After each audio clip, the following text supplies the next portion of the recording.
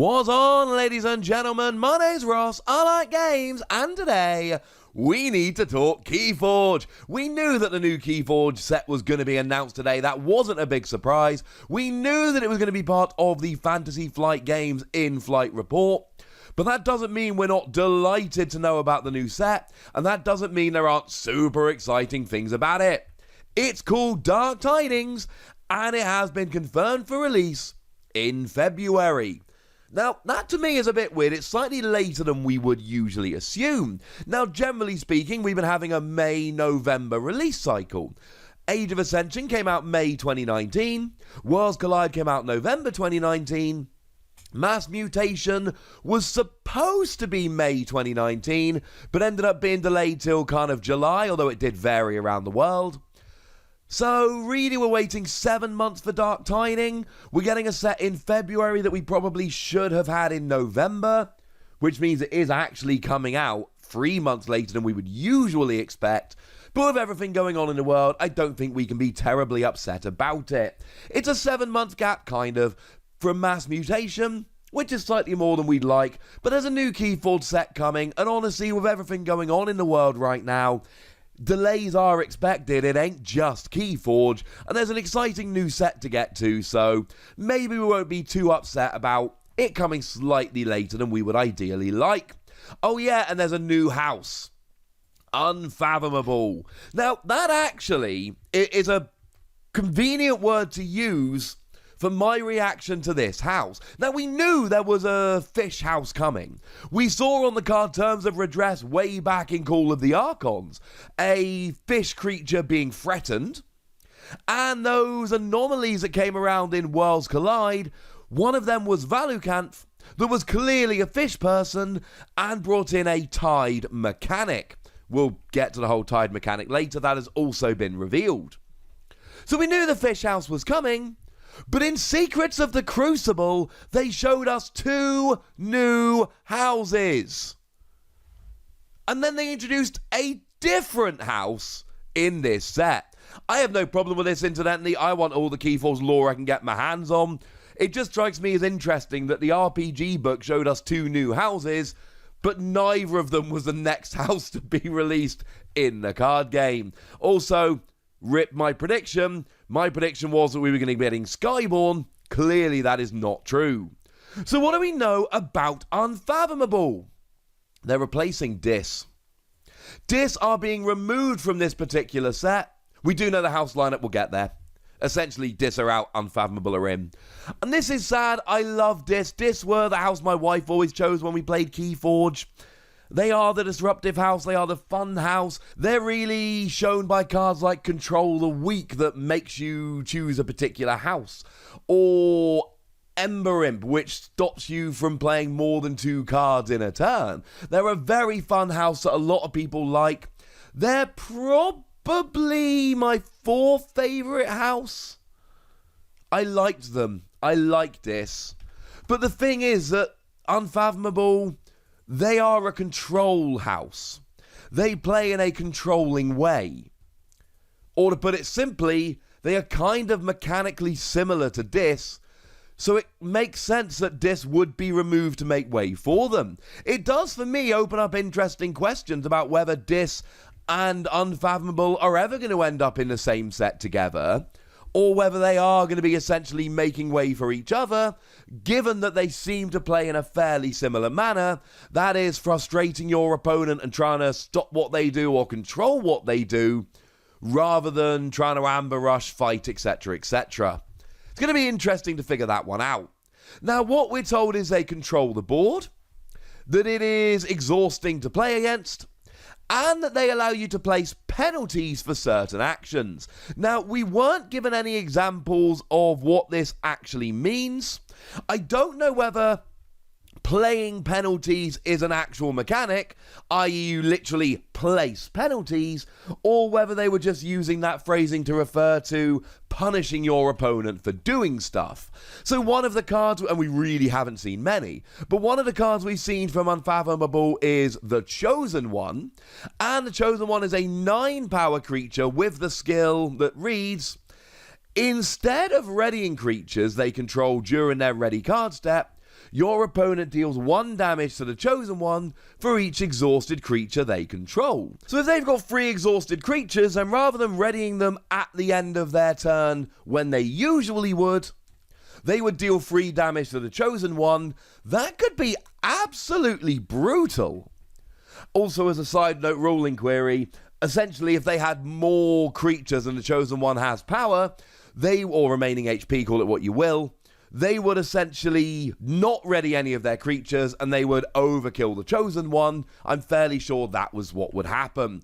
So I don't know if placing penalties is an actual mechanic or whether they're using that to refer to just punishing your opponent for doing stuff like trying to ready their creatures.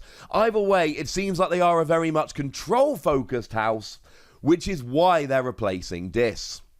Now, the Tide mechanic has been revealed, and this has been a question since we first saw the spoilers for Worlds Collide. You see, Valukanth has a skill that reads, while the tide is low, Valukanth cannot be used. By default, the tide is neither high nor low. Well, we do now have a look at what the Tide mechanic is, and essentially every deck in this set, every deck in Dark Tidings will come with an 8th card, which is a Tide card. The implication that I took from the stream was that these Tide cards could be different. They're not all the same, i.e. there are multiple different ways you can raise a tide. They're not all identical. That was not confirmed in the stream, so we will have to wait and see when more information comes down. But if we have a look at the one on the screen, High Tide just says that the tide is high.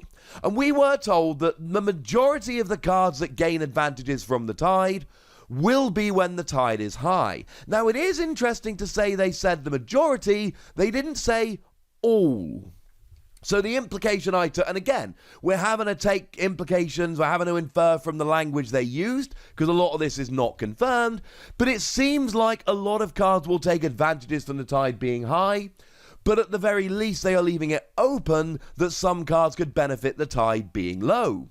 And the example on the screen, it's either high tide for you or it's low tide, and if you're the player with low tide, you can gain 3 chains, and it's normally ability, so regardless of which is your active house, and then you would flip the counter so the tide was high for you, and your opponent on their turn would have the opportunity to take 3 chains and raise the tide. So essentially there's a risk-reward mechanic going on here, whereby you can take a disadvantage, but by doing so you raise the tide, and then raising the tide will activate abilities on certain cards.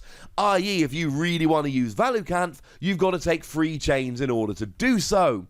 Although, generally speaking, Valukanth is not a card I would usually take 3 chains to play and use. Sometimes, but not as a matter of course. It is going to be interesting to see some other Tide cards. It seems like there will be others, so maybe you have to destroy a friendly creature to raise the tide or whatever. But it's one of those we are going to have to wait and see. Now, the other mechanic we were shown is really a change to the algorithm, and that is evil twin decks. Now, we all know that the main thing about Keyforge, it is a unique deck game. Every single Keyforge deck is different from every other single Keyforge deck. But what they're doing here is they're introducing evil twin decks. So you could have a deck called Wossy the Prattler on about nonsense, and then there would be another deck somewhere in the world that someone could open called Wossy the Prattler on about nonsense's evil twin. How cool is that? And those decks would have the same deck list, but a bunch of the cards, we were told the phrase they used was, many of the cards would have altered evil twin versions. So if we look at the example on the screen, Tanawa is an 8 power 2 armor creature, and when you fight or reap, you destroy a friendly creature to gain 1 amber.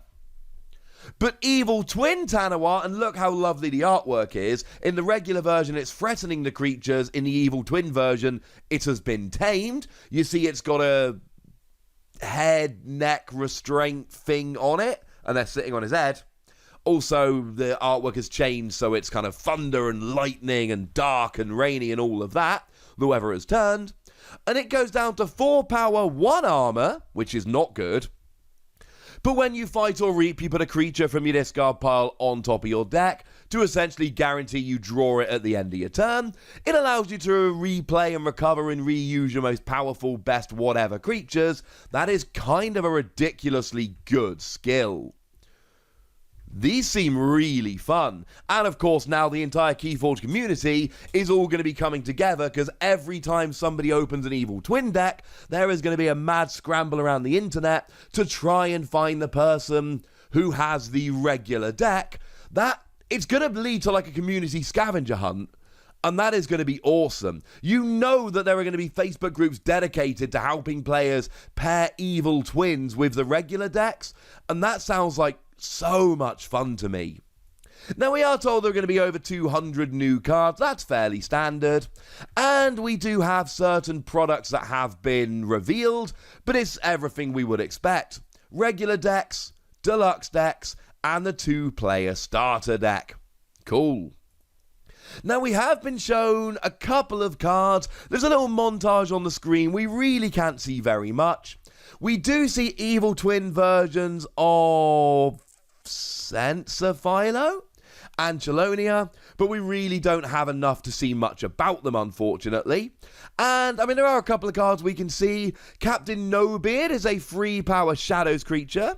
Each of its neighbours gains Taunt, i.e. you cannot attack Captain Nobeard, because you have to attack a creature with Taunt, not its neighbours, and Captain Nobeard has 2 neighbours, both with Taunt. And every time you reap, you capture an amber, which of course is fun. You keep reaping, you keep capturing amber. Your opponent wants to destroy Captain Nobeard to get the armor back, but they can't, because both the neighbours have Taunt. Ha! And SC077 is a 2-power Star Alliance creature, and when you reap, you can ready and use another creature with the same power. You may give it a +1 power counter, or you may give it +1 armor, or remove a +1 power counter. We can't see the whole text, unfortunately. But you get to ready and use a creature with 2 power, so, you know. And of course... Oh, I get it. So what you do, I think I figured it out. You ready and use another creature with the same power, and you may either give it a +1 power counter or remove a +1 power counter. So essentially what you're doing is manipulating the power up and down so you can match its power to another creature, so you can ready and use that creature when you reap. That sounds like a really fun card. I love the mechanic of that. Although the reality is you're going to give it a +1 power counter. Yay, now it's got the same power as the creature I want to use. And your opponent's going to go, yeah, now I'm going to take it out because I no longer trust you. Now, if we have a look at the graphic on the screen there, we can actually see that all 7 of the houses are shown. We can see Unfathomable, we can see Untamed, we can see Sanctum, we can see Logos, we can see the Grand Star Alliance, Shadows, and we can see the Saurian Republic. That is to say, they have confirmed all 7 houses. You can also see them on the side of the boxes. Mars is still gone.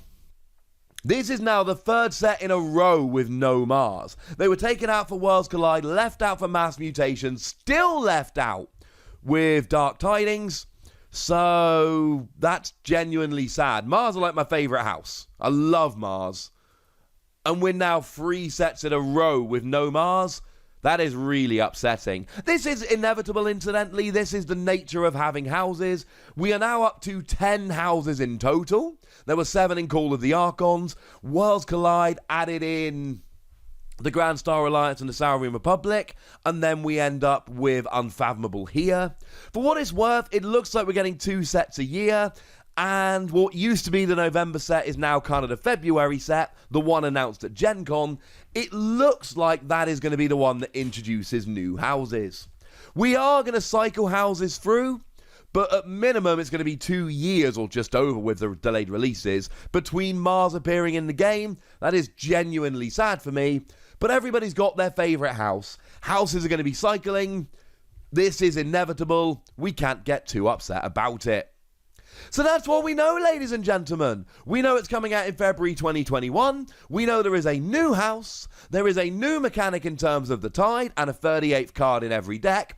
36 cards plus the Archon card plus the Tide card, and we know that evil twin decks are a thing. And you know the deal by now if you follow this channel. More news will be revealed as we go along. We'll get more details on evil twin decks, we'll get more details on the Tide mechanic and exactly how Unfathomable plays, and I will be here the entire time to guide you lovely ladies and gentlemen through it, because that's kind of what I do.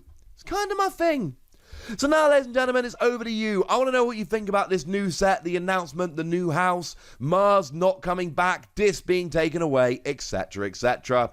Also, Brobnar's also being left out, if that wasn't clear. But I've never liked Brobnar, so I don't care. Does that mean? Maybe. For now, ladies and gentlemen, I want to know your thoughts, so let me know in the comment section. Go nuts, be nice. And then make sure you like this video, subscribe to this channel, follow me on Twitter at the Wossy, where we talk Keyforge and a whole bunch of other games, and please do consider checking out patreon.com/PTCGradio, where you can support the channel, get some bonus podcasts and all kinds of fun things. But by far the most important thing as always, look after yourselves till next time, would ya? Thank you very much for watching. My name's Ross, and you've been watching Wossy Plays.